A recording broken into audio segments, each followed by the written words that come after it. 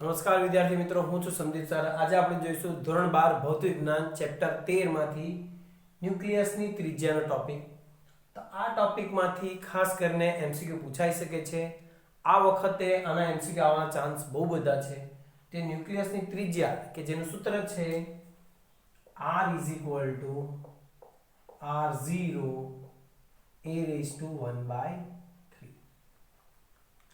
તો જ્યાં R0 એ શું છે, અચળાંક છે, તો એની કિંમત 1.2 ફર્મી, 1.2 1.1 પણ ઘણા લઈ લે છે, તો 1.2 ફર્મી છે।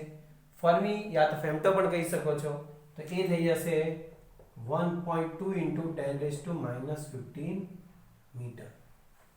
તો તમને આના આધારે એમસીક્યુ કેવો પૂછાઈ શકે છે, તો બે રીતે એમસીક્યુ પૂછાઈ શકે છે। તમને કોઈ પણ એક જ તત્વ આપેલો છે, જેમ કે ઉદાહરણ તરીકે એલ્યુમિનિયમ 1327, તો એની ત્રિજ્યા આપણને ગણવા કહે। તેની ત્રિજ્યા કેવી રીતે ગણી શકાય છે, તો આ સૂત્રથી ગણવું હોય તો જોજો, R of aluminium is equal to R0 या तो R0 a⁻1/3। तो આ કિંમત મૂકી દેવાની 1.2 × 10⁻15 a અણુભાર એ કેટલો છે 27, તો 27⁻1/3। 27 નું ઘનમૂળ આપણને ખબર છે 3, તો 1.2 × 10⁻15 આ થઈ છે 3, 12 × 36 यानी कि 3.6 × 10⁻15 મીટર। બરાબર છે। તો આ રીતે પણ આવી શકે છે, યા તો પછી તમને બે તત્વો આપેલા હશે અને બે તત્વની ત્રિજ્યાનો ગુણોત્તર, જેમ કે એક તત્વ આપેલું હશે એલ્યુમિનિયમ 1327, બીજું કોઈ પણ તત્વ હોઈ શકે છે x y z, આપણે x લઈ લઈએ, સમથિંગ કંઈ પણ 4 14 અને અહીંયા હશે 64। ખાસ કરીને તમને એવા જ આંકડા આપેલા હશે કે જેનું ઘનમૂળ શક્ય છે।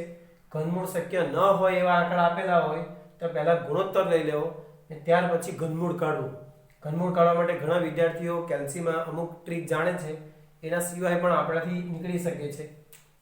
તો જોજો અહીંયા શું થઈ જશે, R of aluminium ગુણોત્તર ગણવાનો છે ત્રિજ્યાનો by R of x, તો R0 a⁻1/3 R0 a⁻1/3। તો અહીંથી આપણે કેન્સલ થઈ જશે, પરંતુ એ નહીં કેન્સલ થાય, કેમ? કારણ કે અલગ અલગ છે બંનેના।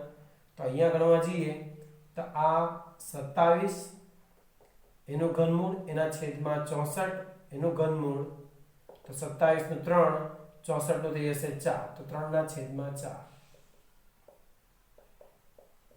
આ રીતે તમને આવો એમસીક્યુ પૂછાઈ શકે છે। આ વખતે આ પ્રકારના એમસીક્યુ આવવાની શક્યતા ઘણી વધારે છે।